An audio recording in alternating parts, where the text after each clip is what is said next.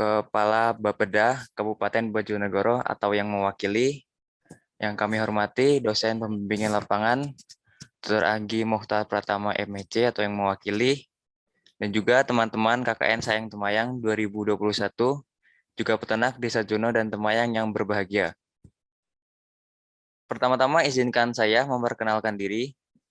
Nama saya Arif Muhammad Ihsan, akan memandu jalannya acara webinar Manajemen Usaha Limbah Peternakan KKN Sayang Temayang 2021. Marilah kita panjatkan puji syukur kehadirat Tuhan Yang Maha Esa. Karena anugerah dan karunia-Nya, kita dapat berkumpul dalam keadaan sehat, meskipun harus dilaksanakan secara virtual melalui Zoom meeting ini. Tentunya juga kami mengucapkan terima kasih kepada Bapak Ibu sekalian yang telah hadir dalam webinar sore hari ini. Dalam rangka kegiatan KKN PPM UGM Sayang Temayang di Bojonegoro, secara khusus di Kecamatan Temayang dan Desa Jono. Berikut kami paparkan susunan acara webinar Manajemen Usaha Limbah Peternakan pada hari ini. Yang pertama adalah pembukaan dari MC, kemudian dilanjutkan dengan sambutan koordinator mahasiswa tingkat unit. Kemudian akan ada pemaparan materi langsung oleh narasumber. Selanjutnya akan ada sesi tanya jawab atau diskusi kepada peternak Desa Jono dan Temayang. Yang terakhir akan ditutup dengan foto bersama dan informasi tambahan. Memasuki acara pertama yaitu pembukaan. Marilah kita bersama-sama membuka webinar Manajemen Usaha Limbah Peternakan KKN UGM Sayang Temayang 2021 dengan membaca basmalah. Bismillahirrahmanirrahim.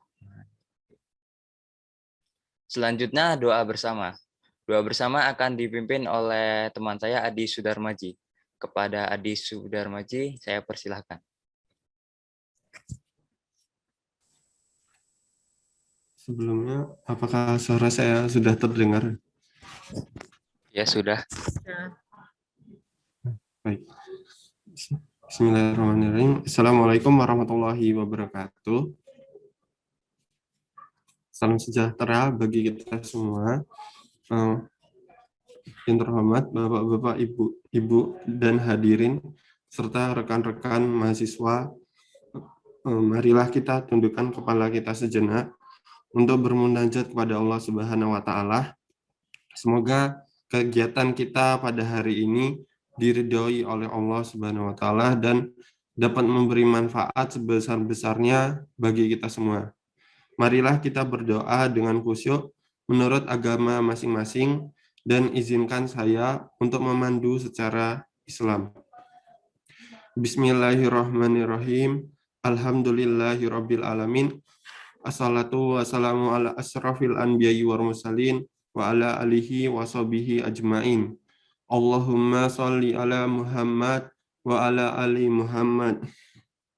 Ya Allah, ya Tuhan kami, saat ini kami berkumpul dalam acara pembukaan kegiatan webinar Manajemen Usaha Limbah Peternakan KKN PPM UGM Sayang Temayang 2021.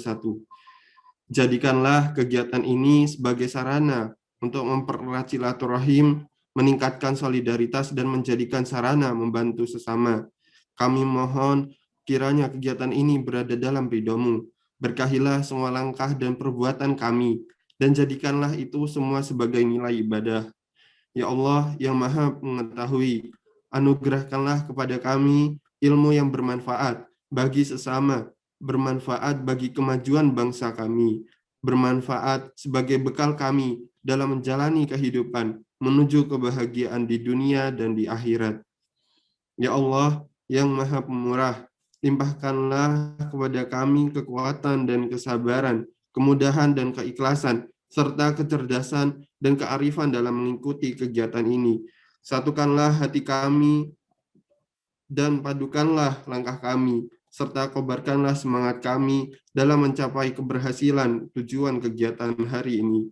Ya Allah yang Maha Pengampun, ampunilah dosa kami, kedua orang tua kami, para pemimpin kami, para pahlawan kami, dan para pendahulu kami. Masukkanlah kami ke dalam golongan hamba-Mu yang taat. Ya Allah yang Maha Mendengar, Sesungguhnya Engkau mendengar doa-doa kami. Kabulkanlah doa kami. Rabbana atina fid dunya hasanah wa fil akhirati hasanah wa qina azabannar. Subhana rabbika rabbil izzati amma yasifun wa salamun alal mursalin walhamdulillahi rabbil alamin. Wassalamualaikum warahmatullahi wabarakatuh. Waalaikumsalam warahmatullahi wabarakatuh. Semoga acara hari ini dapat berjalan dengan lancar tanpa kurang suatu apapun. Acara yang kedua yaitu sambutan. Sambutan oleh Koordinator Mahasiswa Tingkat Unit atau Ketua Tim KKN Sayang Temayang. Kepada Saudara Bram Aditya, kami persilakan. Baik, terima kasih Ihsan atas waktunya. Assalamualaikum warahmatullahi wabarakatuh. Perkenalkan, saya Bram Aditya sebagai Manit Tim KKN Sayang Temayang 1. Sebelum lanjut, mari kita panjatkan.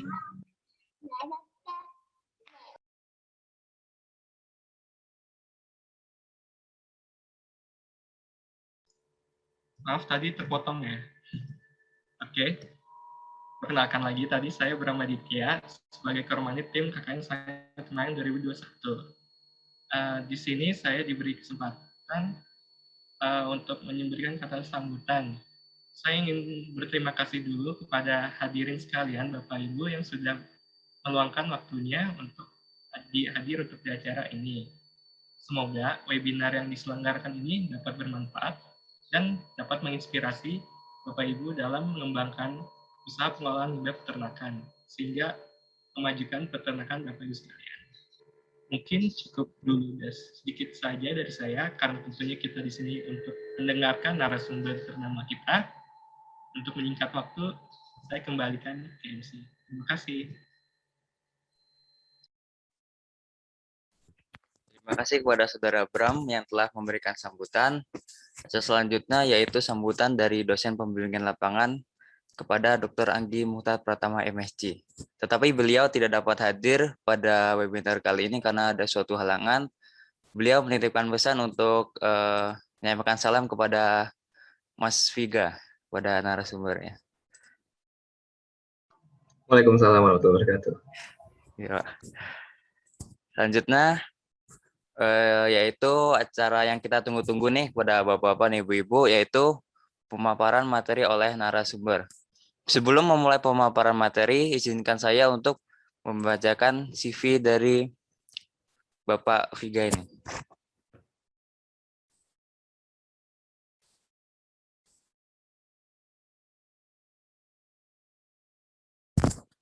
Sudah terlihat ya? Nama panjang beliau adalah Viagian Pastawan, SPT MSc PhD, merupakan dosen dari Laboratorium Teknologi Kulit, Hasil Ikutan dan Limbah Peternakan, Fakultas Peternakan Universitas Gadjah Mada. Di sini kita bisa lihat beliau lahir di Jakarta pada tanggal 2 Oktober 1991 dan sekarang sudah menempuh usia 29 tahun. Beliau sekarang menempuh pendidikan di S3 untuk pendidikannya S1 di Fakultas Peternakan Universitas Gadjah Mada, lalu S2 di Fakultas Peternakan juga Universitas Gadjah Mada. Lalu untuk S3-nya di Universitas Gifu Jepang 2017 sampai 2020. Untuk organisasi merupakan Executive Student Association of Undergraduate Degree Faculty of Animal Science Universitas Gadjah Mada Yogyakarta Indonesia 2009 sampai 2011. Merupakan asisten lab dari Animal Product and Technology Department di Fakultas Peternakan Universitas Gadjah Mada dari 2011 sampai 2013. Merupakan Student Association of Graduate Degree Faculty of Animal Science Universitas Gadjah Mada Yogyakarta 2014 sampai 2015. Indonesia Student Association in Gifu Jepang PPI Gifu dari 2018 sampai 2019. Lalu Indonesia Student Association in Chubu Area Jepang PPI Korda Chubu 2019 sampai 2020. Dan sekarang Sekretaris Unit Pelaksana Teknis Terpadu di Fakultas Peternakan Universitas Gadjah Mada dari tahun 2021 sampai sekarang. Untuk skill lab beliau yaitu Animal Product and Byproduct Technology Experiment, isolasi bakteri, PCR, sequence DNA, genomic DNA extraction, DNA purification, enzyme activity, RNA extraction, reverse transcription DNA, gen expression, RT-qPCR, dan lain-lainnya. Untuk jurnal atau karya ilmiah yang telah beliau publish, di sini ada dengan judul Regulation of Lantin Dependent Methanol Oxidation Pathway in the Legume Symbiotic Nitrogen Fixing Bacterium Bradyrhizobium sp. strain CE3 di tahun 2020. Lalu ada Biological Function of Lanthanide in Plant Symbiotic Bacteria, Lantin Dependent Methanol Oxidation System di 2020 juga. Lalu ada Microbiological Characteristic of Goat Milk Kefir with the addition of mangosteen, Garcinia mangostana L peel extract di tahun 2020. Lalu di tahun 2017 ada The Effect of Volcanic Ash Addition to the Chemical Quality of Extracted Organic Fertilizer. Lalu di tahun 2017 juga ada jurnal tentang Ability of Indigenous Microbial Consortium in the Process of Ammonia Oxidation of Livestock Waste. Lalu untuk award dari pendidikan ada award LPDP Master of Thesis Scholarship di tahun 2015, dan di 2014 ada award BPPDN Fresh Graduate Scholarship Indonesia. Baik, tanpa berpanjang-panjang lama lagi, mari kita sambut Bapak Vigan Pastawan, SPT MSc PhD. Dipersilakan. Baik, terima kasih. Sebelumnya saya tes suara dulu, suara saya terdengar jelas? Ya, terdengar jelas, Pak. Oke. Baik, berikutnya saya izin share screen untuk materi kita pada sore hari ini sebentar.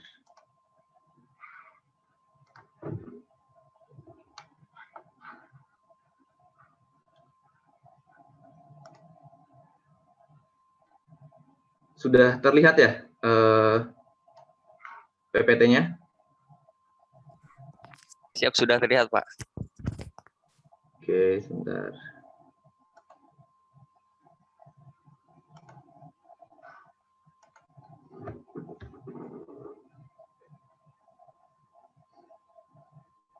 Baik, bismillahirrahmanirrahim. Assalamualaikum warahmatullahi wabarakatuh. Selamat sore, salam sejahtera bagi kita semua, Bapak Ibu sekalian, rekan-rekan tim KKN Kuliah Kerja Nyata di Desa Jono, Kecamatan Temayang, Bojonegoro. Juga karena sekarang masih dalam kondisi atau suasana Lebaran, saya ingin mengucapkan atau menyampaikan selamat merayakan Hari Raya Idul Adha bagi yang menjalankan. Yang berikutnya juga saya ucapkan terima kasih kepada tim KKN Kuliah Kerja Nyata di Desa Jono, Kecamatan Temayang, Bojonegoro yang telah menyusun agenda kita pada sore hari ini, yaitu webinar, yang mana nanti akan saya sampaikan atau cerita beberapa pengalaman dan materi. Sebelumnya izinkan saya untuk memperkenalkan diri. Nama saya Vigan Pastawan atau bisa akrab disapa Viga, dipanggil Viga. Saya merupakan dosen, lebih tepatnya dosen di Laboratorium Teknologi Kulit, Hasil Ikutan dan Limbah Peternakan, Departemen Teknologi Hasil Ternak, Fakultas Peternakan, Universitas Gadjah Mada. Baik, Bapak Ibu sekalian, pada kesempatan sore hari ini, saya diminta melalui Mas Arief itu untuk bagaimana menyampaikan materi tentang manajemen usaha limbah peternakan, yaitu dalam upaya pengolahan biogas dan pupuk dari limbah peternakan. Jadi kita akan berbicara atau sharing 1 jam ke depan ya, kurang lebih ya Mas Arief ya, betul ya? Saya diberi waktu berapa ini sebelumnya? Waktunya diberikan 1,5 jam nih, Pak. Oh, 1,5 jam. Oke, 1,5 jam. Mungkin nanti sama tanya jawab ya. Oke, nanti kita di sini saya bercerita, sharing saja, berbagi sedikit ilmu yang mungkin bisa saya sampaikan. Baik, kita mulai. Yang pertama, mungkin yang sama-sama kita tahu Bapak Ibu sekalian bahwa dalam suatu industri apapun itu pasti menghasilkan limbah. Begitupun pada limbah dari industri peternakan itu terdapat 3 bentuk limbah dari suatu industri peternakan, yaitu cair, padat, dan gas. Di mana limbah yang berbentuk cair dan padat dari suatu limbah industri peternakan itu merupakan limbah yang memang perlu perhatian khusus bagi kita para pelaku peternakan atau pelaku industri, baik dari segi praktisi maupun dari segi akademisi, seperti itu. Di mana limbah cair yang paling utama dari suatu limbah industri peternakan itu adalah urin ternak itu sendiri, baik urin sapi, kambing, domba, kemudian kuda, babi sekalipun. Kalau ayam itu karena urin dan kotorannya bercampur, maka sebutannya adalah ekskreta, seperti itu. Kemudian untuk limbah padat yang paling utama juga itu adalah kotorannya, kotoran dari si ternak itu, kotoran sapi, kelinci, kambing, domba, kuda, dan lain sebagainya. Dan untuk dari limbah suatu industri peternakan, baik peternakan besar maupun kecil, itu memang harus dilakukan penanganan. Harus dilakukan penanganan, karena apabila tidak dilakukan penanganan itu akan mencemari lingkungan. Singkatnya seperti itu. Dan kenapa harus dilakukan penanganan? Karena memang dari zaman dahulu sampai sekarang itu limbah dari suatu industri peternakan hanya terbuang begitu saja di sekitar lingkungan. Khususnya para peternak-peternak di level-level peternak kelompok atau peternak rakyat, seperti itu. Limbah yang ada itu hanya terbuang begitu saja dan menumpuk di lingkungan, dan oleh sebabnya harus kita lakukan penanganan atau pengolahan limbah, seperti itu. Dan berikutnya yang ingin saya sampaikan itu adalah karakteristik limbah ternak, di mana limbah ternak atau memang sering kita sebut dengan nama manur atau manure, itu bentuk, warna, bau, dan komposisinya itu bervariasi. Kemudian kotoran ternak ini atau manur ini berbeda antara satu ternak dengan ternak yang lainnya. Seperti contoh sapi berbeda dia karakter atau fisiknya dengan kotoran ayam, dengan kotoran kelinci, dengan kotoran kambing, domba, kuda, babi, itu semua berbeda karakter fisiknya, karakter limbahnya. Dan karakter atau sifat dari manur itu pun ditentukan dari berbagai macam aspek. Jenis ternak seperti yang tadi saya sampaikan sebelum ini, kemudian dari pakan, kemudian umur, lingkungan, dan lain-lain. Dari segi pakan itu sangat mempengaruhi bagaimana limbah itu dikeluarkan, seperti apa komposisi limbah itu dikeluarkan.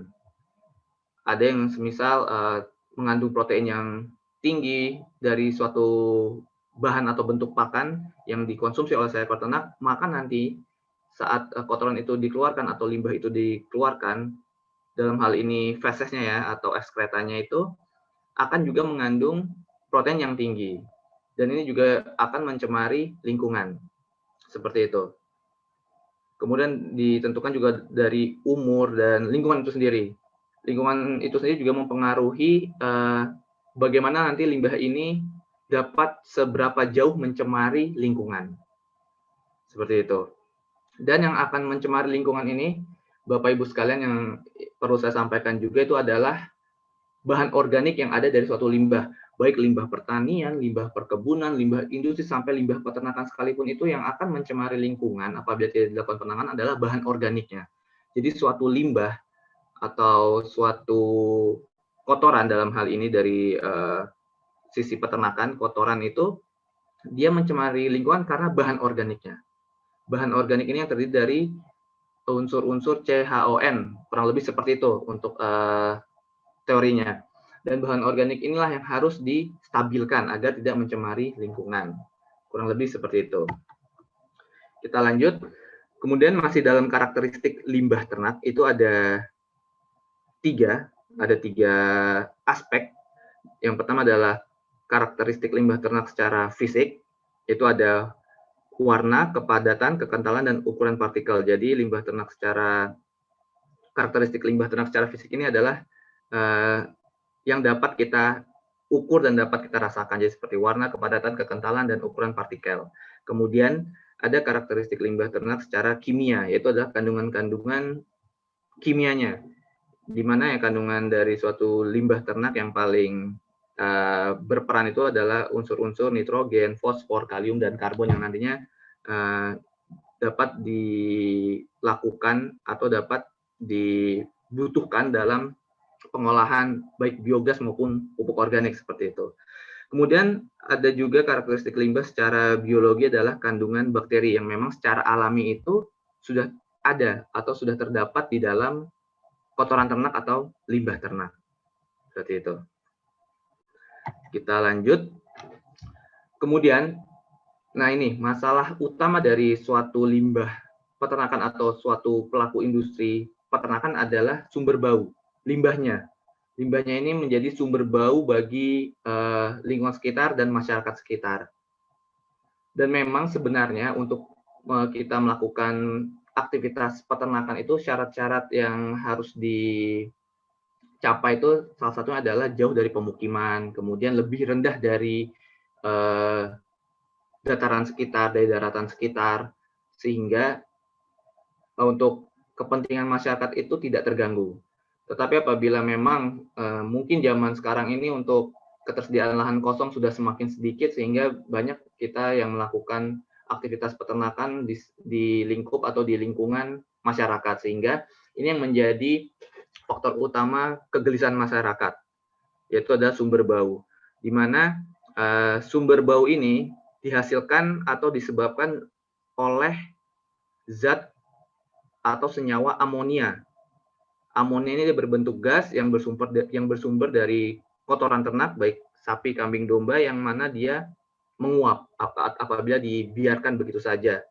Apabila kotoran itu jatuh atau dikeluarkan dari seekor ternak, kemudian dibiarkan begitu saja, nanti akan ada aktivitas bakteri di dalam kotoran tersebut. Ini sedikit teori, jadi nanti akan adanya aktivitas bakteri yang menghasilkan enzim urease, kemudian merombak protein menjadi amonia atau merombak urea tersebut menjadi amonia, yang mana amonia ini berbentuk gas yang akan menyebabkan polusi udara.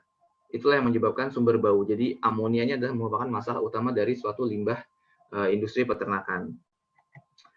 Kita lanjut, kemudian limbah ternak dalam jumlah yang sedikit itu kita bisa langsung membuangnya ke lingkungan. Kemudian dalam jumlah yang banyak, limbah dari suatu industri peternakan ini harus diproses terlebih dahulu. Tidak bisa kita membuangnya langsung ke lingkungan. Dalam jumlah yang sedikit bisa kita langsung buang ke lingkungan itu karena lingkungan, tanah, dan lain sebagainya itu masih dapat menampungnya, masih mampu menampungnya. Tetapi dalam jumlah yang banyak itu harus diproses terlebih dahulu. Karena prinsipnya seperti ini. Suatu limbah industri peternakan, apabila kita buang ke lingkungan itu, limbahnya ini harus sesuai atau sama seperti apa yang dibutuhkan lingkungan. Seperti itu. Misal, contoh pH dari tanah.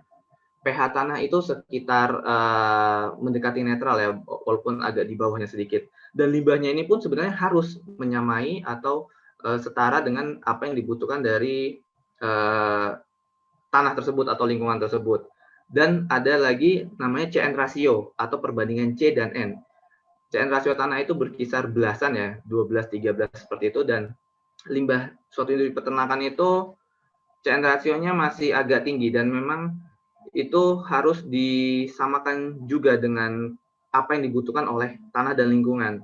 Baru bisa kita buang limbah itu ke lingkungan. Oleh sebabnya, dalam jumlah yang sedikit, limbah ini apabila dikonversikan dengan kandungan yang ada di tanah yang lebih banyak, tidak masalah dibuang langsung ke lingkungan.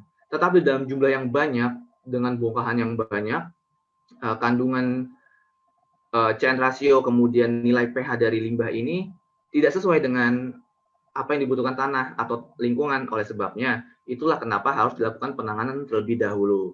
Seperti itu kurang lebih.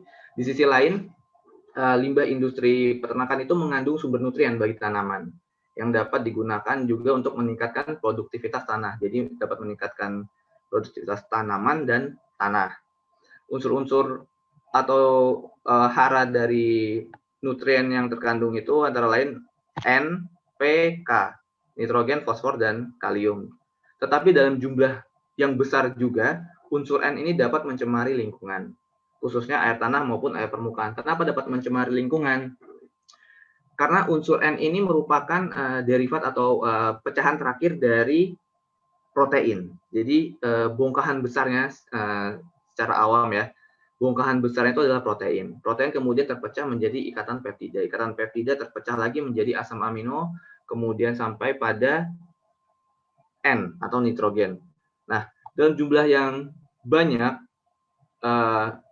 unsur N ini akan memberikan sifat basa pada lingkungan, pada tanah. Bahkan apabila terakumulasi di dalam tanah dan akhirnya mencemari air permukaan, air tanah permukaan, itu akan tidak sesuai dengan apa yang dibutuhkan oleh tanah itu sendiri dan oleh kita yang mengkonsumsinya seperti itu. Oleh sebabnya, penanganan limbah dalam industri peternakan itu tidak dapat terpisahkan dari perencanaan peternakan secara keseluruhan. Jadi mungkin Bapak Ibu sekalian atau rekan-rekan KKN nanti, teman-teman mahasiswa KKN ingin melakukan aktivitas atau usaha peternakan menjadi pengusaha peternakan itu juga harus memperhatikan bagaimana penanganan limbahnya. Kemudian penanganan limbah peternakan ini dilihat dari ketersediaan oksigen secara secara biologi ya. Ini penanganan limbah secara biologi dilihat dari ketersediaan oksigen itu ada meliputi dua cara atau dua metode, yaitu penanganan limbah secara aerobik, yaitu proses penanganan yang membutuhkan oksigen dalam prosesnya. Yang kedua adalah penanganan limbah secara anaerobik, yaitu adalah proses penanganan limbah dengan cara meminimalisir adanya kandungan oksigen, bahkan diharapkan memang sama sekali tidak adanya oksigen dalam proses pengolahannya. Sehingga nanti dalam proses anaerobik ini juga sering apa yang kita dengar atau apa yang kita sebut sebagai pemeraman atau fermentasi. Itu sama. Proses anaerobik ini seperti yang kita sering dengar, yaitu adalah anaerobik atau fermentasi tanpa adanya oksigen. Dan kedua metode penanganan limbah ini secara biologi ini yang meliputi aerobik dan anaerobik itu dapat diterapkan pada pengolahan limbah cair maupun limbah padat, seperti itu. Berikutnya, untuk penanganan atau pengolahan limbah cair secara aerobik itu bisa diaplikasikan dengan kolam besar aerasi atau membuat kolam besar aerasi. Yang dimaksud di aerasi ini adalah merupakan suplai oksigen. Jadi dalam pengolahan limbah dengan metode aerasi ini merupakan metode yang paling sederhana dan paling mudah diterapkan. Misalnya pada suatu limbah urin ternak, sapi, kambing, domba, kelinci sekalipun, kuda sekalipun, itu bisa diterapkan dengan metode atau cara dari aerasi ini, yaitu menggunakan aerator. Aerator itu biasa yang ada di dalam akuarium, yang blubuk-blubuk itu yang mengeluarkan udara itu adalah aerator, dan nantinya produk dari limbah atau urin ternak yang dilakukan dengan metode secara aerobik menggunakan aerator ini adalah produk pupuk cair urin, atau bisa kita sebut yang memang sudah umum adalah POC, pupuk organik cair. Yang nantinya juga akan mengandung nutrien atau unsur hara yang baik untuk tanaman. Jadi nanti caranya itu bisa dilihat pada gambar, Bapak Ibu sekalian. Limbah mungkin bisa ditampung di dalam suatu wadah ya, baik ember atau tong, itu kemudian dipasangkan selang, dialirkan selang yang tertancap pada aerator. Kemudian dinyalakan aeratornya, yang nantinya akan mensuplai oksigen, karena ini secara aerobik ya, jadi wajib adanya oksigen selama kurang lebih 21 hari atau 28 hari, jadi 3 atau 4 minggu. Dibiarkan saja begitu, Bapak Ibu sekalian. Jadi urin saja, urin sapi dicampur kambing domba nggak masalah, ditampung, kemudian dilakukan aerasi seperti ini selama 3 atau 4 minggu. Dibiarkan saja. Nanti pada minggu keempat ya, itu nanti akan menjadi produk pupuk cair. Cirinya bagaimana? Cirinya nanti warnanya kehitaman, kemudian yang pasti baunya sudah hilang, sudah tidak bau pesing lagi, sudah tidak bau urin. Dan nanti cara panen untuk pupuk cair ini, untuk pupuk urin itu adalah disaring. Kenapa disaring? Karena nanti selama proses pembuatan pupuk organik cair ini akan terbentuk endapan. akan terbentuk endapan di dasar wadah, di dasar ember atau di dasar tong, itu merupakan lumpur secara kasat mata, tetapi itu adalah bakteri aerobik, bakteri yang berkembang biak secara masif, secara besar untuk mendegradasi atau merombak bahan organik yang ada dalam urin ternak atau dalam limbah cair. Jadi dia dengan adanya oksigen, jadi yang hidup adalah bakteri atau mikrobia aerobik ya, yang membutuhkan oksigen, kemudian merombak bahan organik sampai dia sudah stabil sehingga nanti bakterinya mati dan mengendap sebagai lumpur yang bisa kita lihat secara kasat mata. Kemudian nanti bisa langsung digunakan untuk menyiram padi, perkebunan, persawahan, dan lain sebagainya. Seperti itu. Untuk pengolahan limbah cair ini juga bisa dilakukan secara anaerobik. Caranya berarti tidak memerlukan aerasi atau tidak memerlukan aerator. Jadi bisa juga dengan cara limbah cair ini yang sudah ditampung di dalam ember atau drum atau tong itu ditutup rapat selama kurang lebih 3 atau 4 minggu. Kemudian secara berkala, interval gitu, setiap 3 atau 4 hari dibuka. Harus dibuka dan kemudian bisa diaduk sebentar secara perlahan. Kenapa harus dibuka secara berkala? Karena apabila ditutup terus-menerus selama 3 atau 4 minggu itu nanti dia akan memproduksi gas dan bisa meledak. Bisa pecah karena produksi gasnya itu, sehingga kenapa 3-4 hari sekali itu harus dibuka agar mengeluarkan gasnya. Seperti itu. Kurang lebih seperti itu. Kita lanjut kemudian, ini pengolahan limbah cair padat secara anaerobik. Ini adalah pengolahan air limbah dengan memanfaatkan juga mikrobia. Kemudian prosesnya itu ada 4 secara anaerob atau secara fermentasi atau secara pemeraman ini, yaitu adalah yang pertama prosesnya hidrolisis. Ini teori sedikit Bapak Ibu sekalian, proses hidrolisis, kemudian proses asidogenesis, kemudian proses asetogenesis, kemudian proses metanogenesis, di mana keempat proses ini merupakan proses dalam pembentukan atau pembuatan biogas. Seperti itu. Nah, jadi kenapa saya sebut limbah cair padat? Karena bahan utama biogas ini adalah feses, kotoran ternak. Yang paling umum adalah kotoran sapi potong, paling umum itu untuk dijadikan biogas. Tetapi tidak menutup kemungkinan kotoran sapi, kemudian kambing domba, kuda, kemudian ekskreta ayam sekalipun bisa dijadikan bahan utama dalam produksi biogas. Dan kenapa saya sebut cair padat itu? Karena pada aplikasinya, pada pengolahannya, pada pembuatannya itu, si kotoran ternak ini yang masuk dalam kategori limbah padat itu diencerkan dengan air 1:1. Sehingga nanti apabila Bapak Ibu sekalian memiliki 50 kilo kotoran ternak atau feses ternak, berarti diencerkan dengan air 50 liter. 1:1 bisa atau 1:2.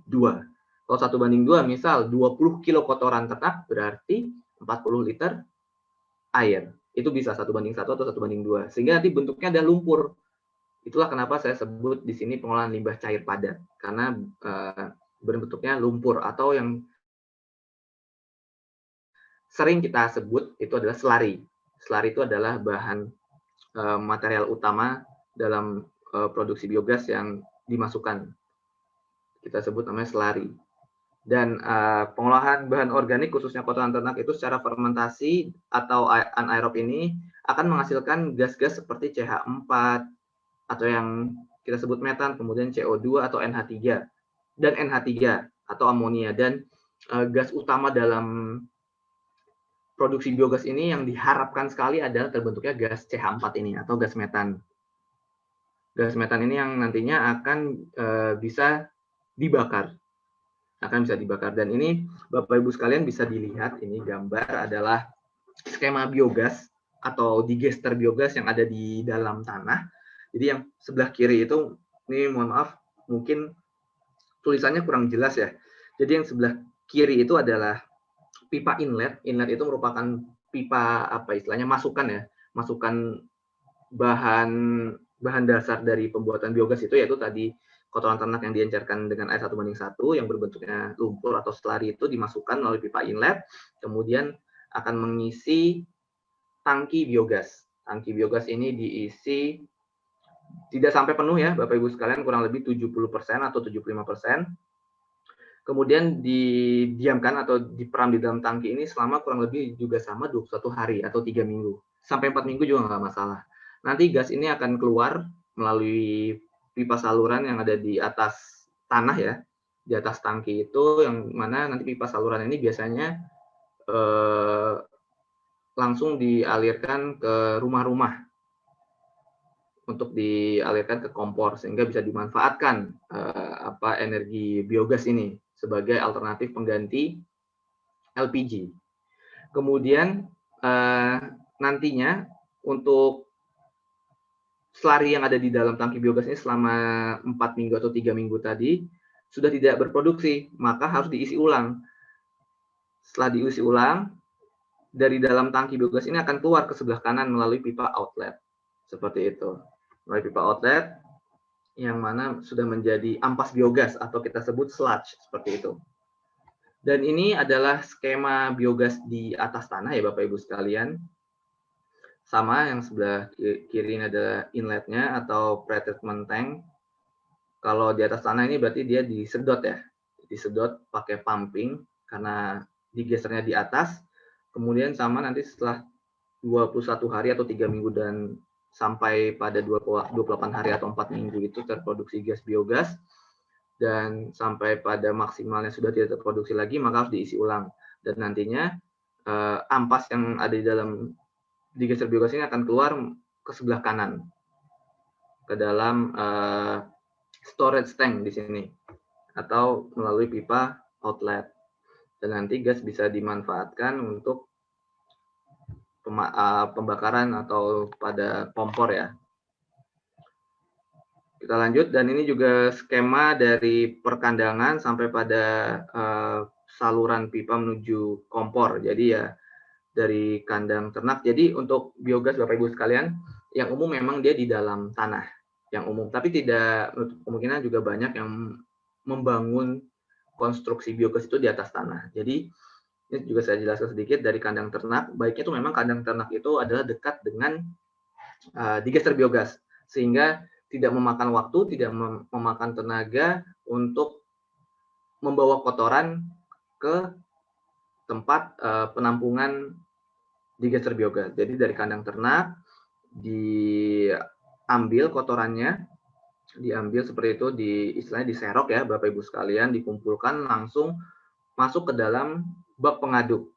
Dan di bak pengaduk inilah yang diencerkan dengan air 1:1, kemudian masuk melalui pipa inlet dan terproduksi gas biogas selama 3 atau 4 minggu, yang mana nanti gas ini akan keluar melalui pipa saluran yang akan bisa langsung disalurkan ke kompor.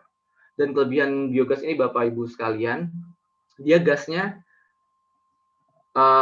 pembakarannya, maksud saya pembakarnya itu sama-sama panas seperti gas LPG. Birunya pun sama-sama biru. Dan kelebihannya itu adalah dia tidak menyambar. Kalau gas LPG, Bapak Ibu sekalian, ini na'udzubillah min dzalik, memang sering terdengar berita meledak ya di dapur seperti itu, sering menyambar. Tapi kalau biogas ini dia tidak menyambar. Itu kelebihannya biogas. Kemudian sebenarnya sebelum gas biogas ini dialirkan ke kompor, itu juga harus ada namanya gas holder. Jadi gas penampung sementara yang itu berbentuknya plastik ya, tapi dia berbahan nilon seperti itu, dan di dalamnya itu ada batu purifikasi yang biasa digunakan adalah zeolit. Itu fungsinya adalah untuk mengikat gas-gas selain gas metan. Jadi yang diharapkan yang akan mengalir lanjut ke dalam kompor itu seperti gas tadi, CO2, NH3, ada lagi H2S itu akan terikat. Kenapa adanya gas holder untuk mengikat gas-gas dan gas metan ini? Karena CO2, NH3, H2S ini merupakan gas bau, gas yang dapat kompor yang dinyalakan itu masih bau monofleton seperti itu. Saya tanya, bagaimana proses ininya pengaliran gas menuju kompornya? Katanya langsung selang, kemudian pipa, langsung menuju kompor, selang gas. Oh, saya bilang, oh berarti itu tidak memakai gas holder. Kemudian peternak ini menjawab, iya tidak pakai gas holder. Ya, itu sebabnya karena tidak ada gas holder yang mengikat gas-gas selain metan, makanya saat terjadinya pembakaran, gas metan itu terbakar, tetapi gas lainnya yang H2S atau NH3 itu keluar, tidak terbakar, dan menyebabkan masih terciumnya bau atau aroma tidak sedap seperti bau tletong. Itulah sebabnya perlu adanya gas holder, di mana isinya gas holder adalah batu zeolit untuk purifikasi gas, seperti itu. Kemudian setelah seperti yang saya sampaikan, 3 minggu sudah tidak terproduksi gas lagi, atau 4 minggu sudah tidak terproduksi gas, itu harus diisi ulang. Kemudian ampasnya ini akan keluar melalui pipa outlet dan akan ditampung di dalam kolam outlet, kalau misalnya ada kolam outletnya, dan hasil atau ampas dari produksi biogas ini bisa dijadikan pupuk biogas, dan ini juga merupakan pupuk organik. Jadi dalam pembuatan biogas ini memang sangat bisa dibilang sekali mendayung 2-3 pulau terlampaui, karena kita biogasnya dapat, kemudian hasil sampingnya atau ampasnya ini pun masih bisa diproduksi menjadi pupuk, yang mana pupuk bisa juga digunakan ya untuk menyuburkan tanah dan tanaman, seperti itu. Tanaman pakan juga bisa, tanaman pakan misalnya rumput-rumput gajah, rumput raja diberi pupuk dari hasil biogas ini, nanti sehingga akan terjadi integrasi, tanaman pakan tumbuh subur, kemudian pakannya juga diberikan kepada si ternak lagi, si sapi, kemudian sapinya juga mengeluarkan kotoran lagi, dan terus berputar seperti itu. Jadi sangat sangat menjanjikan untuk usaha biogas ini secara berkelanjutan, seperti itu. Kemudian ini kita lanjut skema biogas skala rumah tangga ya, Bapak Ibu sekalian, tapi ini sedikit salah Bapak Ibu sekalian, karena digester biogas itu tidak boleh transparan. Tidak boleh transparan dalam arti tidak boleh tembus cahaya matahari. Tapi untuk skala rumah tangga atau skala praktikum bisa juga memang menggunakan galon seperti ini, tapi harus istilahnya mungkin dilakban keliling sampai benar-benar kedap cahaya ya. Karena kenapa tidak boleh tembus cahaya? Karena nanti yang tumbuh di dalam juga akan ada lumut. Lumut ini merupakan mikroflora, di mana kita tahu bahwa dalam proses pembuatan atau produksi biogas itu harus secara anaerob atau fermentasi, atau seperti yang saya sampaikan tadi, tanpa adanya oksigen, meminimalisir kandungan oksigen, bahkan sama sekali tidak adanya oksigen yang diharapkan. Sehingga kalau adanya oksigen, kemudian mikroflora itu akan kalau adanya cahaya matahari tembus, maka nanti mikroflora itu akan memanfaatkan cahaya matahari untuk berfotosintesis, sehingga yang sama-sama kita tahu bahwa fotosintesis itu akan menghasilkan produk O2, sehingga bisa dikatakan 99% itu tidak akan terjadi proses pembentukan biogas, karena di dalam digester itu sudah ada kandungan oksigen, yang mana dapat mengganggu jalan atau prosesnya terbentuknya biogas, seperti itu. Kita lanjut, kemudian kelebihan dan kekurangan sistem anaerobik dalam pengolahan biogas. Itu kelebihannya ada beberapa aspek, salah satunya adalah menghasilkan biogas atau gas metan ini sebanyak 70% ya, 70-90% adalah gas metan, yang sisanya adalah gas yang lain, seperti tadi H2S, NH3, kemudian CO2 yang harus diikat atau dihilangkan, seperti itu. Kemudian tidak membutuhkan energi untuk oksidasi, membutuhkan area lebih kecil, dan lumpur yang dihasilkan sedikit, dan juga bisa dimanfaatkan menjadi pupuk ini lumpurnya. Sludge-nya ya, sludge-nya. Kemudian kekurangannya,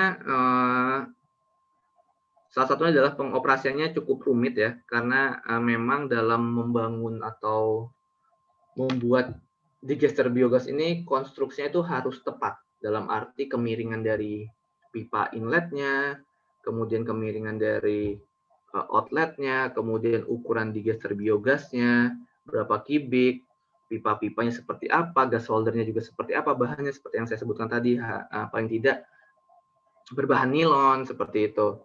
Dan ini juga kita dalam membuat konstruksi biogas itu juga cukup rumit karena memang membutuhkan tenaga khusus ya, atau tukang yang memang ahli di dalamnya dalam membuat konstruksi biogas.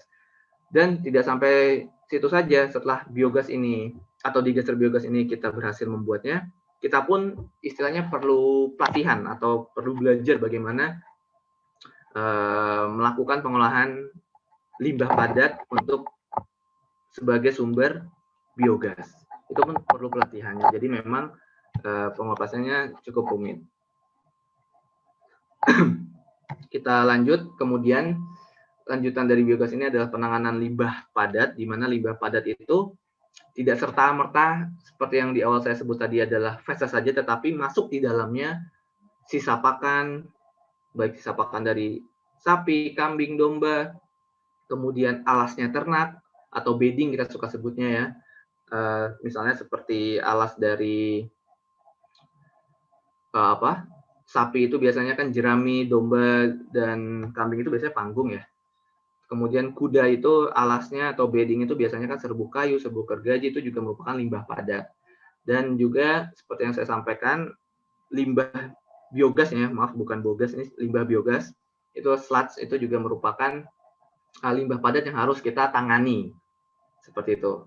Kemudian ada beberapa keuntungan dan kekurangan dari penanganan limbah padat. Yang pertama untuk keuntungannya, penanganan limbah padat itu adalah material yang ditangani sedikit, kemudian pengendalian bau dan penyakit itu lebih mudah, kemudian sistem ventilasi juga lebih mudah dan sudah dikenal lama baik oleh peternak maupun masyarakat. Yang ingin saya sampaikan, kenapa pengendalian bau dan penyakit itu lebih mudah ini dibandingkan dengan limbah cair ya, itu karena yang kita ketahui, limbah padat ini berarti kadar airnya pun rendah, kadar airnya sangat sedikit, sehingga dengan kadar air yang sedikit, maka bakteri yang akan berkontak untuk mengkontaminasi atau merombak bahan organik di dalam limbah ini juga akan sedikit, karena bakteri untuk tumbuh, mikrobia untuk tumbuh itu memerlukan air, memerlukan kelembaban yang tinggi, memerlukan kadar air yang tinggi, sehingga apabila bakteri itu sedikit yang tumbuh atau bisa jadi tidak ada yang tumbuh dengan kadar air yang rendah, maka bau yang dihasilkan juga akan sedikit, akan bisa kita tekan. Karena bakteri dalam merombak bahan organik itu pasti menghasilkan gas, menghasilkan bau. Bau-bau amonia itu berasal dari bakteri, aktivitas bakteri yang merombak bahan organik yang ada di dalam suatu limbah, baik padat maupun cair. Sehingga dalam penanganan limbah padat ini keuntungannya adalah pengendalian baunya mudah karena dia kadarnya rendah, kemudian bakteri sehingga tidak bisa tumbuh secara maksimal dan tidak bisa merombak bahan organik secara maksimal, dan bau itu dapat kita tekan. Kemudian penyakit juga lebih mudah karena kenapa? Sama-sama kita ketahui bahwa penyakit itu disebabkan oleh bakteri dan virus, sehingga apabila suatu benda atau suatu barang yang berpotensi sebagai medium pertumbuhan bakteri itu kurang air atau kadarnya rendah, sehingga bakteri tidak dapat tumbuh dan tidak dapat juga atau kemungkinannya kecil dalam menyebarkan penyakit. Seperti itu. Kemudian kita lanjut, kekurangan dari penanganan limbah padat itu Bapak Ibu sekalian, yaitu adalah membutuhkan tenaga kerja yang banyak. Karena memang kita ketahui dari zaman dulu juga sampai sekarang dalam penanganan limbah padat, pengolahan limbah padat ya itu saja. Pengolahannya itu dijadikan pupuk, kemudian yang memang sekarang ini adalah dijadikan biogas, itu membutuhkan tenaga kerja yang banyak karena masih konvensional. Metode cara penanganannya, metodenya belum adanya alat yang bisa dilakukan secara otomatis, sehingga metode penanganannya pun sukar untuk dilakukan otomatis. Jadi masih manual, masih konvensional, membutuhkan tenaga kerja yang banyak. Dari zaman dulu sampai sekarang, pengolahan limbah padat ya itu saja, mengolah menjadi pupuk, kemudian yang sekarang menjadi biogas, seperti itu. Kemudian juga kekurangannya membutuhkan tempat yang luas. Membuat pupuk kita membutuhkan tempat yang agak jembar ya, agak luas. Kemudian membuat konstruksi digester biogas kita juga membutuhkan area yang luas. Tidak sampai saat itu juga tidak sampai di situ juga, dalam pembuatan biogas tadi sudah saya sebutkan, alangkah lebih baiknya dekat dengan kandang, sehingga mobilitas lalu lalang pengambilan kotoran ternak sebagai material utama pembuatan biogas juga lebih mudah, seperti itu, kurang lebih. Bapak Ibu sekalian, kita lanjut. Kemudian ini pengolahan limbah padat secara aerobik dan anaerobik, yaitu kita lakukan penanganan atau pengolahan limbah menjadi pupuk organik atau pupuk kompos, yang mana bahan utamanya itu bisa berasal dari kotoran ternak, kemudian dedaunan busuk, ranting, sampah sayur, dan lain-lain, sampai dengan juga ampas biogas itu juga menjadi bahan utama dalam pembuatan pupuk organik atau pupuk kompos. Sebenarnya juga ingin saya sampaikan Bapak Ibu sekalian, pupuk organik itu berbeda dengan pupuk kompos. Dan berbeda pula dengan pupuk kandang. Yang sering kita dengarkan 3 ini ya Bapak Ibu sekalian, pupuk organik, pupuk kompos, pupuk kandang. Di mana pupuk organik ini sebenarnya segala bahan organik, tidak hanya kotoran ternak, segala bahan organik, tanpa kotoran ternak pun bisa dijadikan pupuk organik. Jadi segala bahan organik, sampah sayur, kemudian sisa nasi basi misalnya, kemudian daun-daun busuk, buah-buah busuk itu bisa diperamkan selama waktu tertentu, misal 1 bulan, itu menjadi humus nanti, menjadi pupuk organik. Karena dengan selama pembusukan dari bahan-bahan organik tadi seperti dedaunan busuk, kemudian buah busuk, sayuran busuk, sisa nasi basi itu kan terjadinya aktivitas bakteri membusukkan itu, sehingga itu bisa kita peram dan kita lanjutkan untuk difermentasi oleh bakteri-bakteri yang sudah ada tadi, menjadinya nanti adalah pupuk organik. Untuk pupuk kompos merupakan bagian dari pupuk organik. Tapi pupuk kompos ini bahan utama adalah kotoran ternak. Jadi kotoran ternak ditambah dengan dedaunan kering, kemudian yang tadi sayur-sayuran busuk itu juga bisa. Jadi yang penting ada kotoran ternak, kemudian ditambahkan bahan-bahan organik lain. Seperti misal jerami padi, limbah persawahan itu juga bisa sebagai campuran pupuk kompos. Dan ada lagi pupuk kandang. Pupuk kandang ini juga berbeda dengan pupuk kompos, tetapi masuk dalam pupuk organik. Jadi pupuk kompos, pupuk kandang ini masuk ke dalam pupuk organik. Tetapi pupuk organik belum tentu pupuk kompos atau pupuk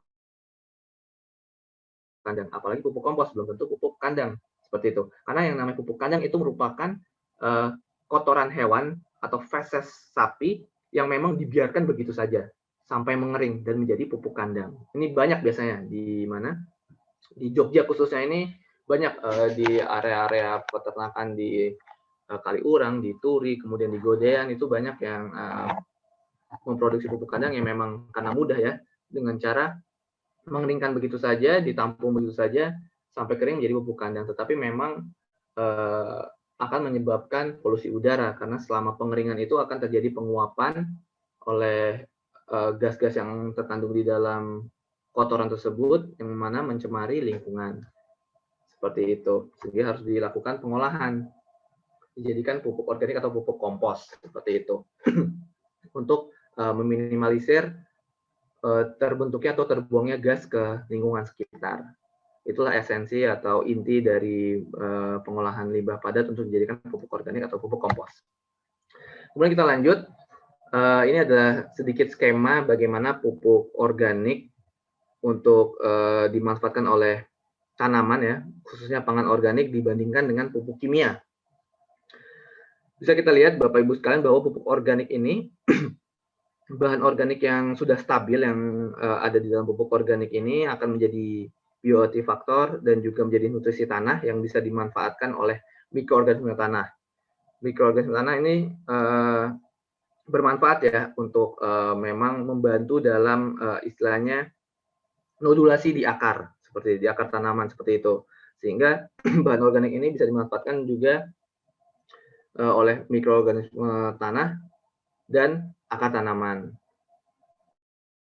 Bahan organik menjadi nutrisi tanah dan menjadi hara tanaman yang bisa diserap melalui akar-akar tanaman dan terserap untuk produksi daun, buah, dan pertumbuhan tanaman itu sendiri. Kemudian bisa kita lihat untuk yang sebelah kanan, pupuk kimia, ini skemanya dia langsung kepada tanaman. Tujuannya adalah langsung agar akar tanaman bisa menyerap nutrisi yang terkandung di dalam pupuk kimia, tetapi tidak memberikan nutrisi tanah untuk keberlangsungan mikroorganisme, di mana kita tahu bahwa di dalam tanah pun itu harus ada mikroorganisme, harus adanya mikroorganisme untuk menyeimbangkan kelangsungan atau ekosistem tanah dan tanaman. Tapi kalau pupuk kimia ini, tujuan bahan organik yang ada itu adalah langsung kepada penyerapan oleh akar-akar tanaman. Dan kemudian sisanya itu adalah terikat pada liat tanah. Ada juga yang hilang atau terbawa aliran air. Misalnya hujan deras, kemudian itu lahan atau perkebunan, persawahan yang diberi pupuk kimia, bisa jadi pupuk kimia akan terbawa aliran air, terbawa arus air hujan. Sehingga bisa dikatakan bahwa agak mubazir dalam pemanfaatan pupuk kimia, dan memang akhir-akhir ini juga pemerintah sudah menggalakkan ya bagaimana pengurangan pupuk kimia, dan digalakkan untuk kita para pelaku peternak maupun petani ini untuk penggunaan pupuk organik seperti itu. Dan ini perbedaan pupuk organik dan anorganik. Dari kandungan unsur hara untuk pupuk organik itu lengkap, tapi jumlahnya sedikit. Kemudian untuk pupuk kimia atau anorganik, kandungan unsur haranya itu tidak lengkap, bahkan cenderung berlebih, karena memang Bapak Ibu sekalian juga pasti mengetahui bahwasanya apabila kita membeli pupuk kimia di pasaran, itu kita misalnya menginginkan kandungan N, berarti kita hanya membeli pupuk urea saja, tidak ada kandungan fosfor maupun kalium di dalamnya. Kalau kita ingin menambahkan kandungan P, berarti kita harus membeli lagi pupuk fosfor seperti itu. Sehingga memang kandungan unsur haranya tidak lengkap dan cenderung berlebih seperti itu. Dan kemudian dari segi terhadap lingkungannya, untuk pupuk organik itu memperbaiki struktur tanah dan meningkatkan bahan organik.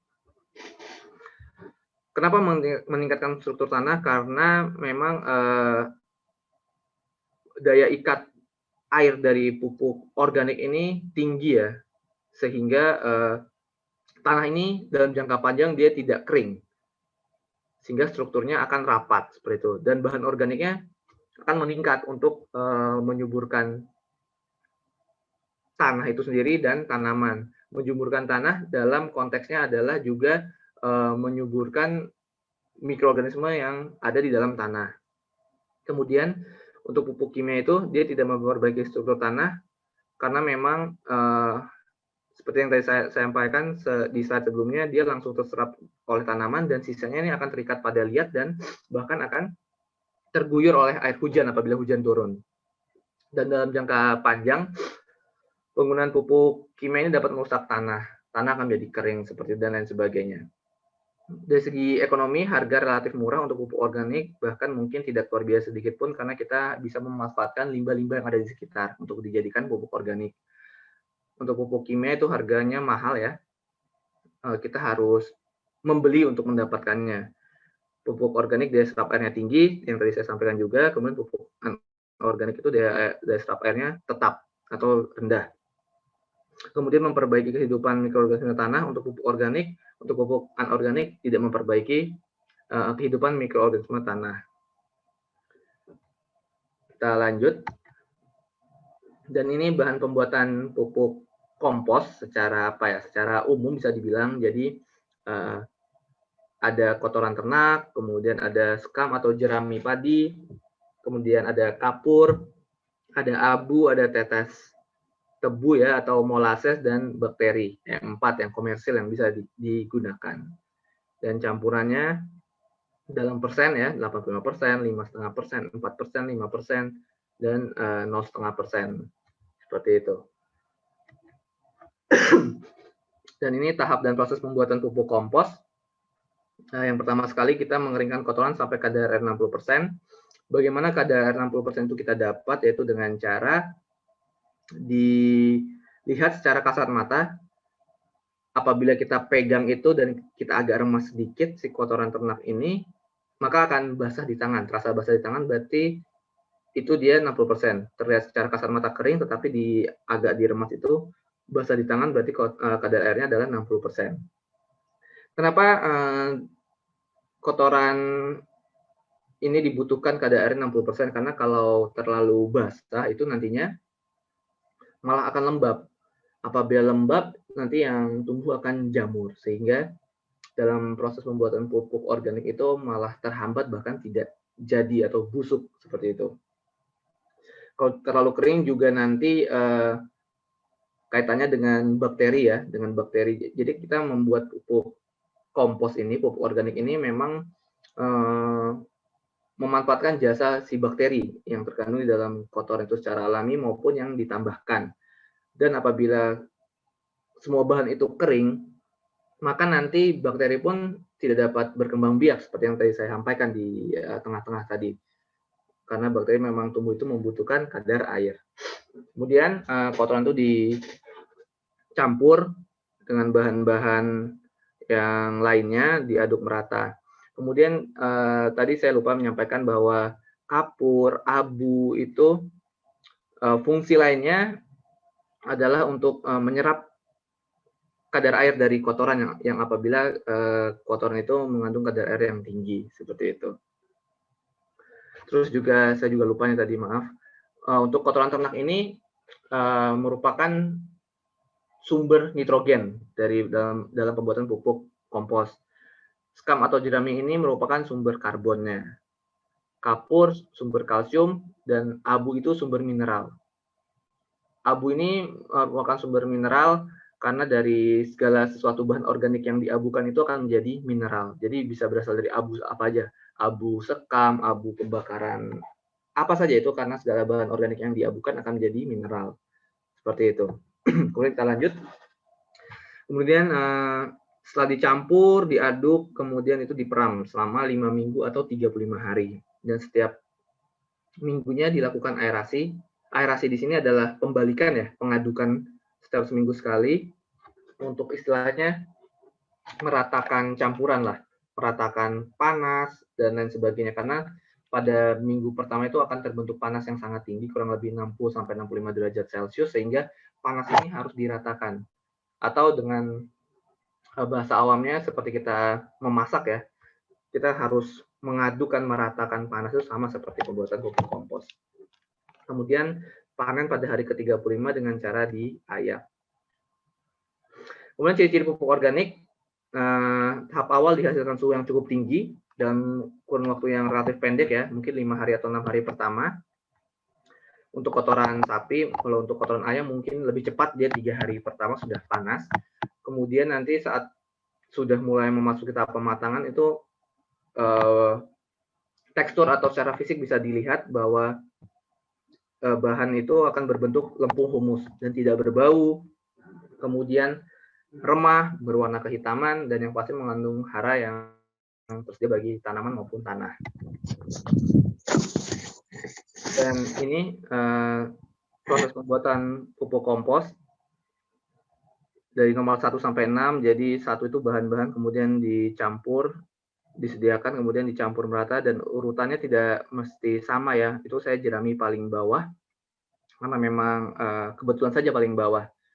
Tapi untuk saran saya mungkin dalam pembuatan pupuk kompos itu lebih lebih mudah itu sekam, lebih mudah diaduk. Kalau jerami agak sukar atau agak sulit diaduk. Dan kemudian ditutup dengan plastik boleh atau terpal boleh. Dan nomor 3 ini pengadukan yang kesekian, saya lupa nih hari keberapa ya, minggu keberapa pengadukan, sudah menuju panen, warnanya sudah gelap dan sudah remah. Kemudian nomor 4 itu diayak. Karena ini saya waktu melakukan ini ranahnya penelitian, jadi saya ayak.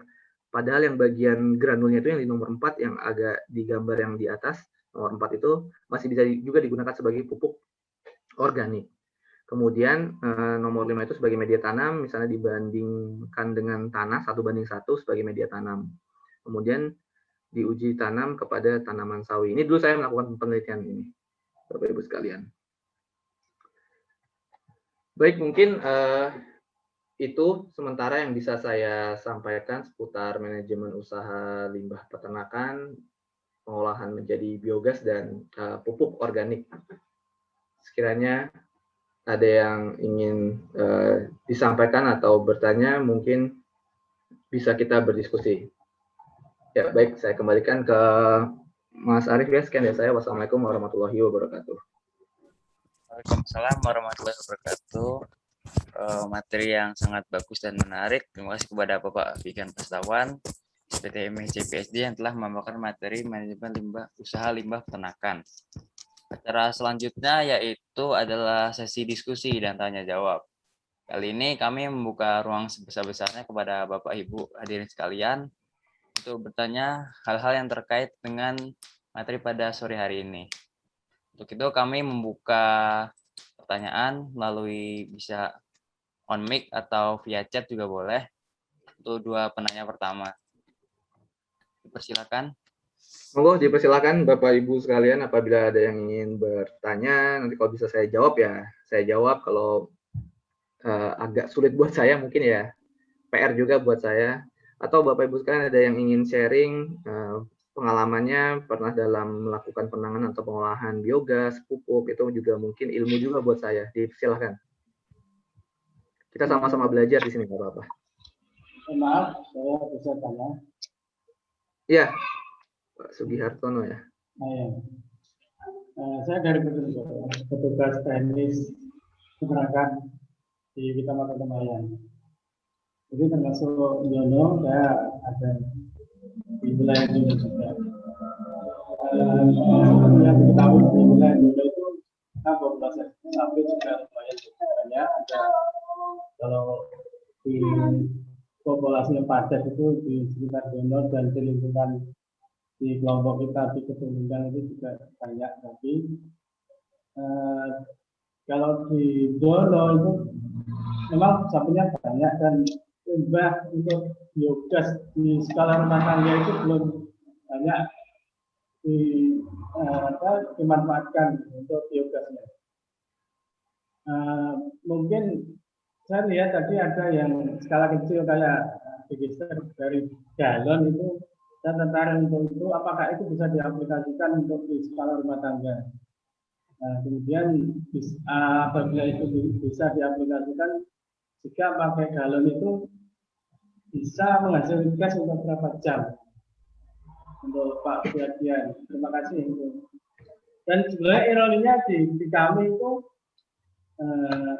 sapi itu dekat dengan pemukiman, bahkan hanya disekat itu di sekitar rumah, baliknya itu bisa dapur. Jadi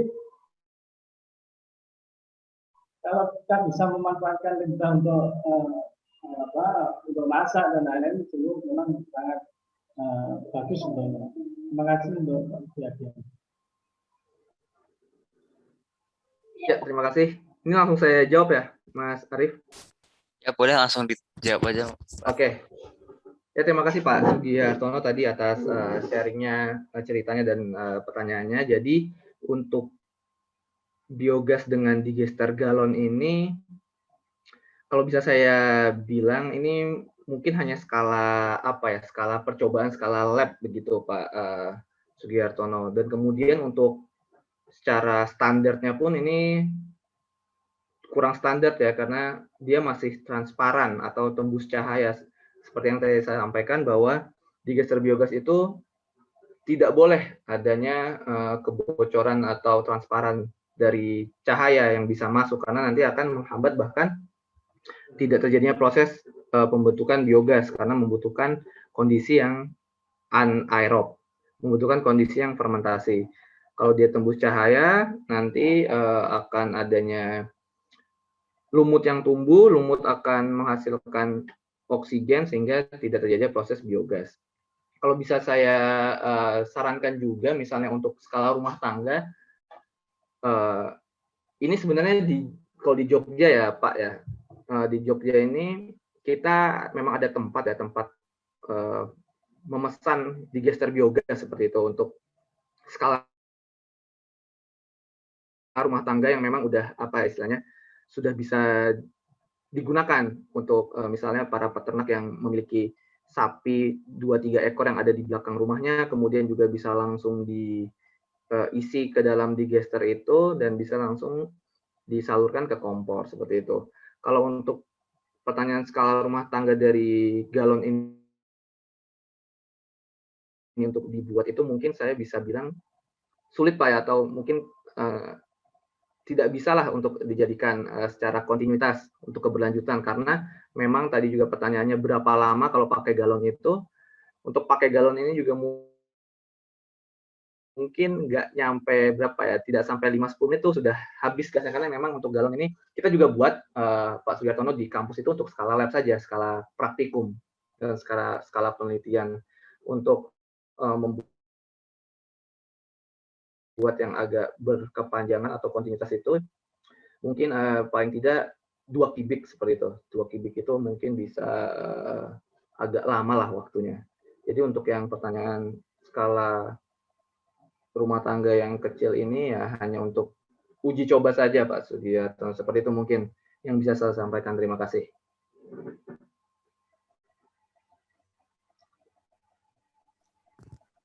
Baik, lalu ada selanjutnya pertanyaan lagi dari Pak Sugiartono. Untuk biogas skala rumah tangga tadi, berapa harga satu paket digesternya? Terima kasih.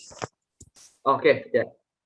Ya, jadi untuk yang harga paket digester, kebetulan sekali lab kami juga di kampus ini baru membeli ya. Jadi untuk memang dicoba ke kompor, jadi kita beli itu volume, sebentar saya lupa, volume 12 liter kalau tidak salah, 12 liter ya. 12 liter itu seharga 7 juta kita beli. Bahannya stainless steel. Bahannya sudah dirancang, jadi dia portable Pak Sugiartono, jadi bisa diangkat-angkat, bisa dibawa, dan nanti memang rancangannya itu sudah berbentuk apa, nanti ujungnya itu untuk selang ke kompor, memang seperti itu. Kalau di Jogja harganya 7 juta itu Pak, kita belinya. Kurang lebih itu.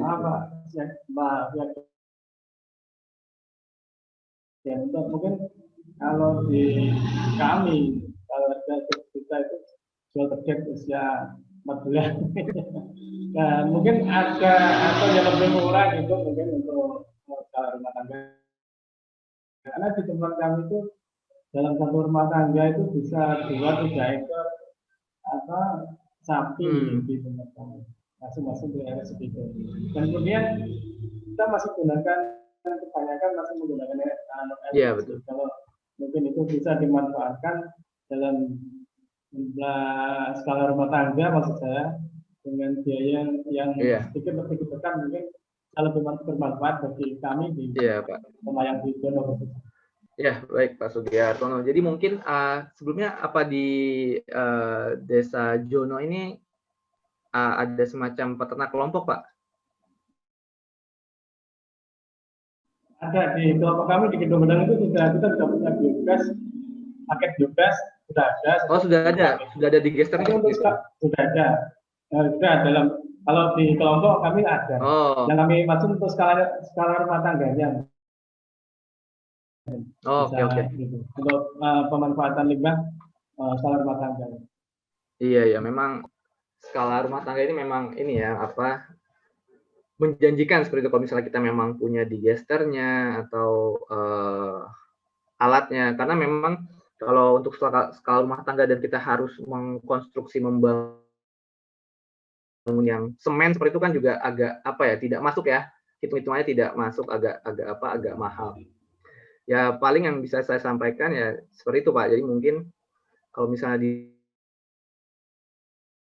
di sana ada pabrik pembuatan digester biogas yang untuk skala rumah tangga itu mungkin bisa menjadi alternatif, karena untuk misalnya menggunakan galon ini pun agak beresiko, dalam arti mungkin nanti tidak terbentuk gasnya, karena kan kita kalau memang ingin menggunakan galon ini benar-benar harus istilahnya ditutup agar tidak transparan, mungkin dilakban keliling sampai benar-benar tertutup semua, itu mungkin nanti bisa seperti itu Pak. Dan gambarnya seperti ini nanti Pak, dibolongin dulu yang bawahnya untuk inletnya, kemudian yang bagian atas itu nanti bisa ditutupnya itu dipasangkan selang untuk aliran gasnya seperti itu. Bisa untuk menggunakan galon, tapi memang benar harus dimodifikasi sedemikian rupa sampai benar-benar standar untuk digeser itu tercapai. Seperti itu sih Pak, kurang lebih yang bisa saya tanggapi jasa. Iya, atau misalkan untuk kayak apa, drum 1000 liter atau 200 liter ya, itu bisa enggak Pak kira-kira? Kalau drum bisa Pak, kalau misalnya ada drum yang 1000 liter tuh bisa. Jadi diisinya nanti nggak usah penuh Pak. Atau nanti kalau misalnya ada drum itu nggak usah pakai dibolong-bolongin gini Pak. Jadi dari tutupnya aja. Jadi nanti masukin campuran apa namanya feses atau kotorannya dengan air sudah diencerkan toh Pak. Kemudian dimasukkan ke dalam drum mungkin 70% atau 3/4 itu langsung ditutup. Nanti yang dibolongin hanya ini saja Pak tutupnya untuk dijadikan apa? Saluran selang ke kompor itu bisa Pak. Nanti kan prinsipnya pokoknya dia yang penting tertutup rapat, tidak tembus cahaya dan tidak tembus udara. Jadi kalau drum itu mungkin yang perlu kita perhatikan, yang kita perlu menjadi sorotan adalah nanti bagian tutup drumnya itu. Nanti mungkin dibikin seal yang agak rapat sehingga tidak tembus udara. Kalau drum yang tong-tong biru itu kan sudah pasti kedap cahaya dia. Sehingga nanti mungkin yang bisa dimodifikasi tutupnya itu dibikin agak seal yang agak rapat sehingga tidak tembus udara, kemudian di tutupnya si tong atau drum ini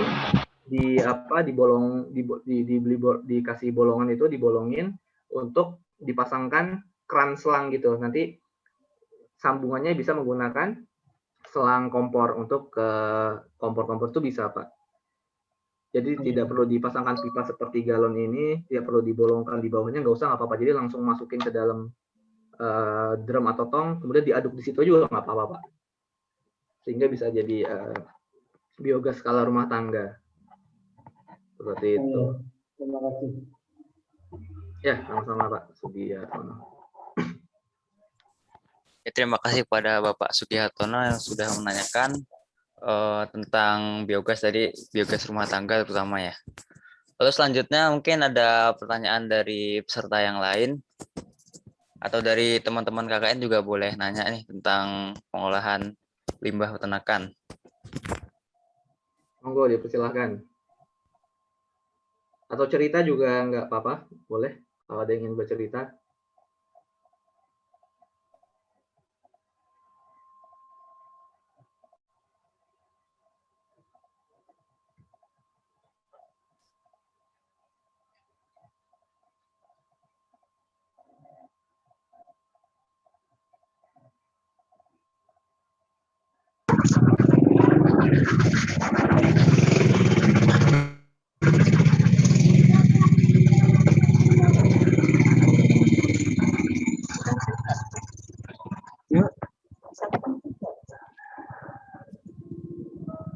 Ya, Bapak Trihadi, boleh kalau mau bertanya. Lupa unmute kayaknya. Lupa mute kayaknya.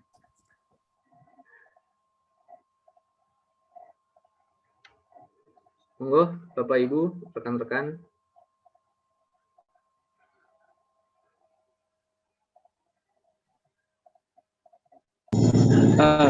Assalamualaikum warahmatullahi wabarakatuh. Waalaikumsalam. Izin Pak mau bertanya. Untuk menghasilkan biogas yang bisa digunakan untuk memasak itu perbandingan kotorannya itu berapa Pak? Sekiranya itu bisa timbul untuk membakar. Sebenarnya begini, langsung saya jawab ya, Mas Arief. Jadi untuk perbandingan kotornya berapa itu tergantung digesernya Pak. Tergantung digesernya ini volumenya berapa. Yang penting tadi yang saya sampaikan untuk terjadinya proses pembentukan biogas, gas metan ini, digeser itu diisi 3/4 paling tidak, 70% atau 75% dari kapasitas. Misalnya contoh digester ini memiliki volume total itu adalah misalnya 100 meter kubik, seperti itu. Berarti diisi volumenya itu adalah 70 meter kubik seperti itu. Dikosongkan yang 30-nya untuk produksi gasnya seperti itu, Pak. Dan untuk volume 70 meter kubik ini berarti membutuhkan sebentar. Kurang lebih berapa itu 70 meter kubik atau jangan 100 meter kubik lah, itu terlalu besar. Misalnya 10 lah, 10 meter kubik berarti kita butuhnya 70% berarti 7 meter kubik. 7 meter kubik ini sama dengan, saya sebentar, berarti mungkin agak sekitar butuh 100 kilo itu, 100 kilo kotoran dan 100 liter air, Pak. Kurang lebih seperti itu. Kira-kira begitu, Pak Tri Hadi. Jadi Oke, Pak, siap, bisa dipahami. untuk berapa yang dibutuhkan Oke, totalnya, Mas. pertama tergantung digesternya dulu. Tergantung digesternya. Atau gampangnya digester dengan kapasitas Oke, Pak. 100 liter, pakai liter aja misalnya gampang ya, 100 liter, kita berarti mengisi digester itu sampai 70 liter, berarti 35 kg kotoran, 35 liter air, dapat 70 liter. Nah, itu gampangnya, Pak. Kalau bisa pakai liter, kalau kubik kan agak repot ya hitungannya. Mungkin seperti itu.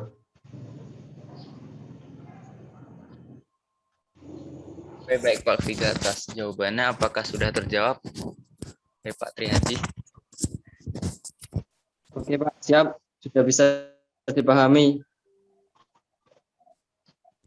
Oke, mungkin buka untuk sesi kedua.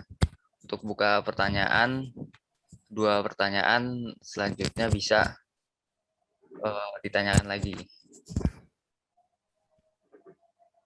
Dari teman-teman KKN atau dari peternak Desa Jono Temayang, boleh menanya lagi.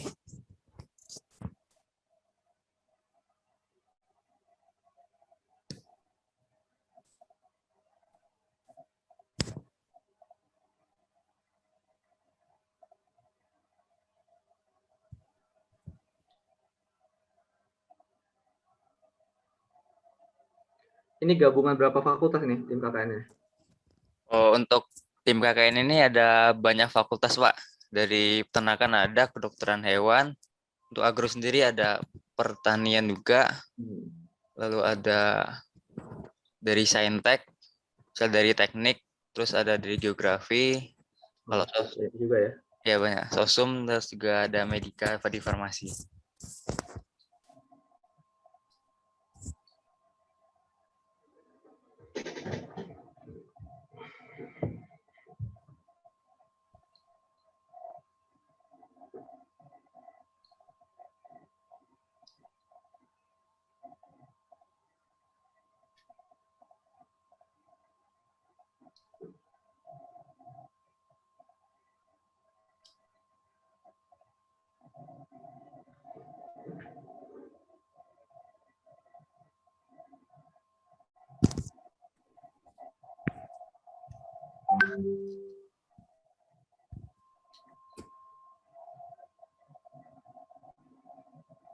Mungkin bisa ditunggu selama 5 menit. Kalau tidak ada pertanyaan lagi, nanti akan lanjutkan sesi penutupan. Monggo dari Bapak-Bapak atau teman-teman untuk bertanya. Mumpung saya dan narasumber hebat kita ini.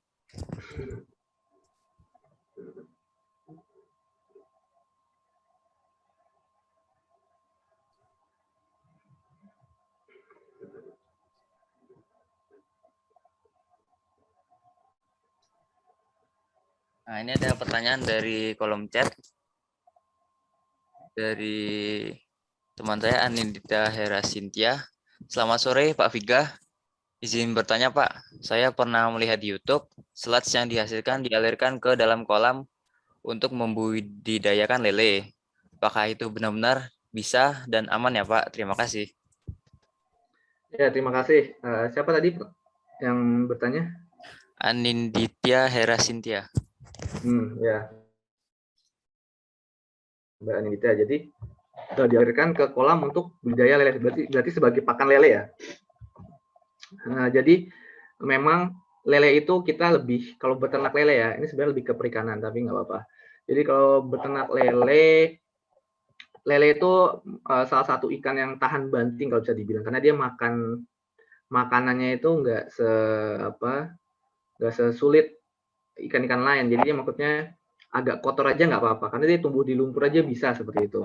Nah, kemudian kaitannya dengan limbah biogas atau ampas biogas. Jadi pada prinsipnya biogas yang terperam menghasilkan gas ini, sebenarnya ini kan dia juga proses anaerob untuk mendegradasi atau menstabilkan limbah yang awalnya limbah kotoran ternak, limbah feses, kemudian dicairkan dengan air, kemudian diperamkan. Ini sebenarnya kan juga proses menstabilkan atau mendegradasi bahan organik yang ada dalam limbah, di mana bahan organik ini yang saya sampaikan juga tadi di awal, itu merupakan sumber cemaran yang mencemari lingkungan. Nah, dijadikan proses atau dijadikan produk biogas ini adalah salah satu pemanfaatan hasil samping gas yang terbentuk. Jadi gas yang terbentuk ini adalah metan NH3 dan H2S, kemudian metan ini bisa dijadikan pembakaran sehingga dijadikan biogas sebagai pembakaran. Dan sebenarnya prinsipnya adalah juga mendegradasi bahan organik. Sama seperti prinsip dalam mengolah pupuk. Jadi kotoran atau limbah ternak ini distabilkan menggunakan jasa mikrobia. Untuk yang pupuk nanti dia menjadi pupuk organik. Kemudian yang anaerob juga menggunakan jasa mikrobia, tapi mikrobia yang anaerob. Nah, singkat cerita, setelah distabilkan, memproduksi gas juga, kemudian juga limbah ini terstabilkan, menjadi ampasnya biogas. Nah, ampas biogas ini setelah terstabilkan, dia akan mengandung nutrisi. Yang tadi saya sampaikan, N, P, dan K. Karena di dalam digester biogas ini saat terperamkan ini, bongkahan-bongkahan protein, bongkahan karbohidrat yang lebih besar itu terpecah-pecah menjadi derivatnya yang paling sederhana, seperti nitrogen, kemudian karbon, dan ada juga fosfor, kalium, dan lain sebagainya di dalam ampas biogas ini, dalam status biogas ini. Sehingga apabila ini logika saja ya, sehingga nanti yang Deanindya itu lihat di YouTube bisa dijadikan pakan lele. Kalau saya katakan, saya logikakan bisa saja mungkin, karena memang dari ampas biogas ini mengandung nutrisi seperti itu, masih mengandung nutrisi. Dan satu lagi, lele itu memang lebih gampang dibudidayakan karena memang dia di lumpur saja hidup seperti itu loh. Jadi mungkin bisa dari prinsip atau teori yang tadi saya sampaikan seperti itu, karena mengandung nutrien-nutrien tadi, sehingga mungkin memang lele bisa makan itu. Seperti itu Mbak Anindya. Dan lele pun juga ini tambahan, banyak para peternak ayam pedaging ya, kandang panggung itu bawahnya itu adalah empang lele.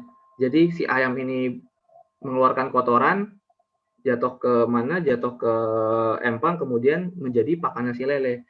Jadi maksud saya sampai sebegitunya, kotoran yang belum didegradasi atau dilakukan penanganan aja lele bisa makan, apalagi misalnya yang sudah dilakukan penanganan menjadi unsur-unsur hara, mungkin bisa juga seperti gitu.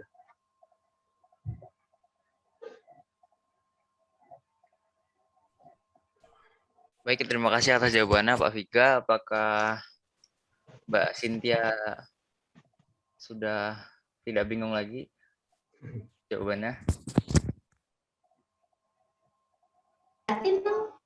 Pak, saya izin mau bertanya lagi, Pak. Boleh, boleh. Oh, boleh Pak Triadi. Untuk pembuatan POC itu secara penanganan urinnya itu berarti langsung setelah keluar dari rektum sapi itu langsung diwadahi gitu Pak, atau dibiarkan di kandang tuh tercecer? Langsung diwadahi bisa, atau misalnya mungkin kandangnya adalah kandang terkoleksi ya. Kalau kandang terkoleksi itu kan urin itu terpisah dan tertampung di suatu tampungan. Itu bisa langsung diambil, kemudian dimasukkan ke dalam tong, ember, atau lain sebagainya,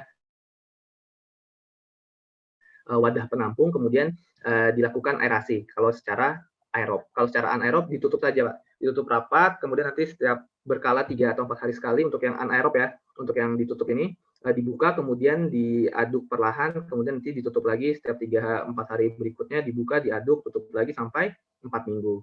Kalau yang secara aerob yang menggunakan aerasi tadi, aerator tadi, terbuka saja tidak masalah, dipasangkan selang yang tertancap pada aerator kemudian dinyalakan nonstop seperti itu Pak selama 21 hari sampai 28 hari, 3 sampai 4 minggu. Seperti itu. Jadi boleh langsung ditampung dari urin yang jatuh atau yang sudah tertampung di tampungan itu juga nggak apa-apa Pak, bisa. Itu untuk pengaplikasian ketumbuhan itu sudah tidak dicampur dengan air atau memang langsung diaplikasikan Ya, gitu Pak? jadi bisa langsung 100% menggunakan POC tadi atau diencerkan dengan air juga bisa. Diencerkan dengan air misalnya 20-70, pupuk POC-nya 20, airnya 80, kemudian 30-70 itu juga nggak masalah. 1:1 pun nggak masalah, 50:50 itu nggak masalah. Karena memang pada prinsipnya tanaman, tumbuhan, perkebunan ini disiram dengan air tok aja juga bisa tumbuh, Pak.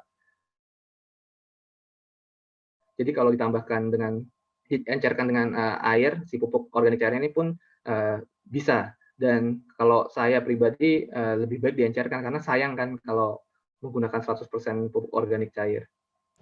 Oh gitu Pak. Terus Karena berarti kegunaannya untuk menyiram saja, bukan untuk penyerangan hama atau pembasmi hama gitu Pak? Oh iya, untuk ini aja Pak, untuk sebagai pupuk saja, pupuk cair. Seperti itu. Kemudian tadi kalau disiramnya 100%, si tanaman ini kan dia mempunyai kapasitas kebutuhan. Sehingga kalau kebutuhannya sudah terpenuhi, apabila kita menyiramnya dia terlalu maksimal nutriennya pun nanti tidak akan termanfaatkan juga. Jadi agak mubazir seperti itu. Untuk tanamannya, mungkin untuk ke tanah nggak masalah ya, karena tanah pun akan tersuburkan juga seperti itu. Oke Jadi Pak, diencerkan lebih baik kalau menurut saya. Oke Pak, terima kasih. Ya, sama. Terima kasih Pak Trihadi atas pertanyaannya. Mungkin satu lagi pertanyaan terakhir dari Bapak-Bapak atau teman-teman sekalian yang bisa ditanyain.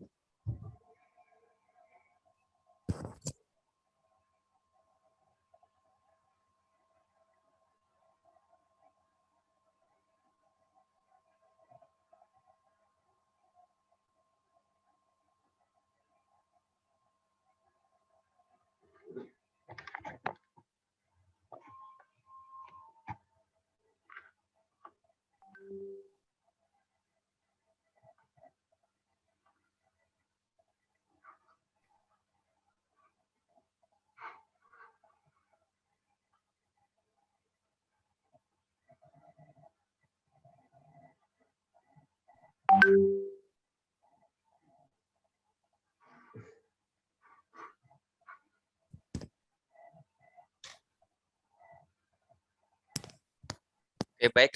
Jika tidak ada pertanyaan, mungkin saya bisa rangkum sedikit saja. Kita mulai dari penjelasan tentang manajemen usaha limbah ternak, mulai dari jenis-jenis limbah. Tadi ada padat, cair, gas. Lalu ada dari karakteristik kotoran feses atau manur.